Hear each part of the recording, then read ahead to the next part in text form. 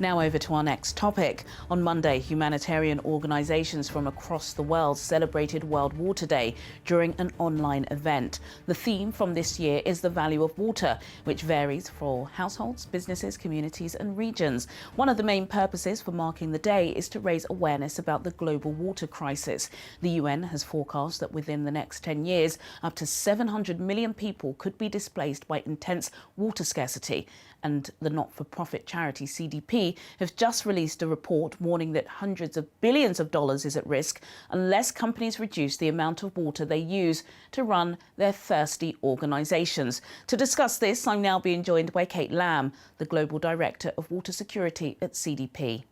Kate Lamb, thank you so much for joining me on Channel's Business Global. On Monday, it was World Water Day, celebrated across the world. And now one of the goals is to raise awareness about the global water crisis. I'm sure for many of our viewers, they may not know there is a water crisis. Can you tell us the scale of the issue? Absolutely, and thank you for having me on today. As you've rightly said, water really, and the water scarcity crisis is really an invisible crisis, arguably one of the most important crises that nobody is talking about. And I'm really pleased that we've got an opportunity to change that today. I think first it's worth remembering that fresh water is a finite resource. Despite the fact that our Earth, 97% of our Earth is covered by water, most of it is too salty for us to use, or it's in the wrong place for us to use. In fact, of that 97%, just 1% is readily available for us to use for drinking water or to produce our food or to power our industries. And another important factor to remember about water is that unlike fossil fuels, for which we have alternatives such as sun, the wind or the waves, there are no alternatives to water. We're stuck with what we've got. And while the term water scarcity is often used, what we're really experiencing is water competition. So as population grows, demands for this finite and irreplaceable resource have increased to such an extent that the amount of fresh water available per person across the world has dropped by a fifth in just 20 years. And this situation is resulting in around 3 billion people being affected by water shortages worldwide every day. Quite frightening, actually, Kate, but it's a good thing that we're using this week to raise awareness about the issue. There are several reports that have been released, and I know that your organisation have released a report warning that hundreds of billions of dollars are at risk unless companies reduce the amount of water that they use and innovate in ways of saving water. Can you tell us how you managed to reach these figures? Absolutely. So CDP, we're not necessarily a household name, but we were recently branded by the Harvard Business Review as one of the most influential green NGOs that you've probably never heard of. But we operate a disclosure mechanism on behalf of around 520 institutional investors. So these are mainstream financial institutions such as BlackRock or HSBC or Goldman Sachs. And they ask CDP, give us permission to require companies around the world to disclose how this situation with regards to water security is likely to affect their business. So this year we had almost 4,000 corporations worldwide, from Unilever, L'Oreal, Dell, Ford Motor Company, disclose information to us about how this situation is likely to affect their business both today and into the future.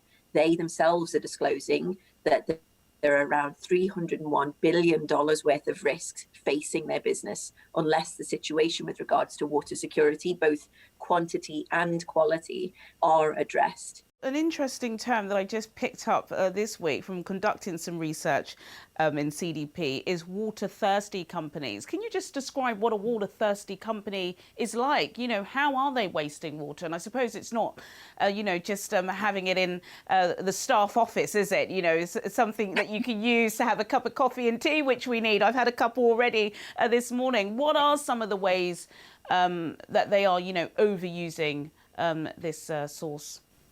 Yes, it's certainly not just the taps and toilets where this activity is taking place. If we take the mining sector, for example, miners require a large volume of fresh water to actually gain access to the mineral deposits that are in the ground. They use the water to blast the rock in order to get gold or copper out of it. That, of course, then results in a huge amount of very, very dirty, polluted water. And as I mentioned earlier, the vast majority of water is currently leaving sites untreated. In fact, 85% of sites are not treating their water sufficiently, and companies are not acting on the issue of pollution at the rate that they should be.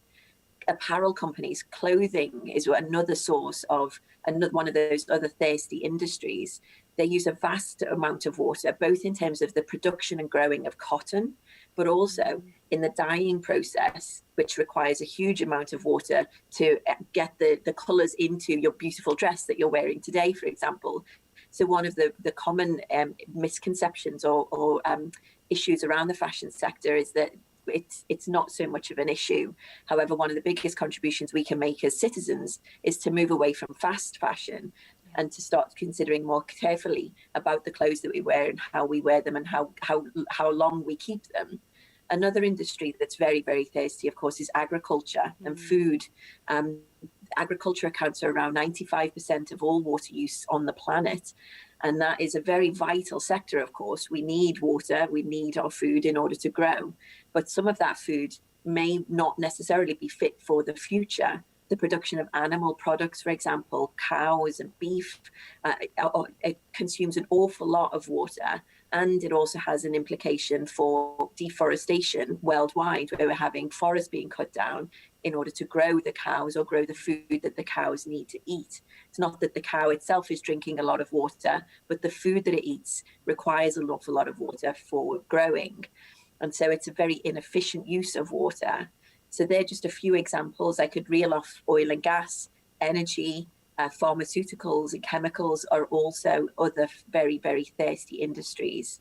And we need them to be innovating, setting bold, ambitious targets to no longer require a huge amount of water, to no longer require a huge amount of pollution to take place in order to succeed in delivering a water secure future. Absolutely. Thank you, Kate, for that thorough breakdown. Before I let you go, very briefly, because you've told us a little bit about the call to action, what has been the response from these big corporate giants? I think it's rather encouraging. It's not quite where it needs to be. There's definitely room for improvement, but we are seeing some very, very positive trends. The fact that 20% more companies disclosed water-related information in the past year, despite of COVID, was really very encouraging. So we now have more information than we ever have before in order to hold those firms accountable. We're seeing freshwater withdrawals on average starting to telling us that they have kept their water levels at the same or reduced, but pollution requires a huge amount of action, with just 4% of companies actually setting and making progress against pollution targets. They have the tools they need. It's time to get to work.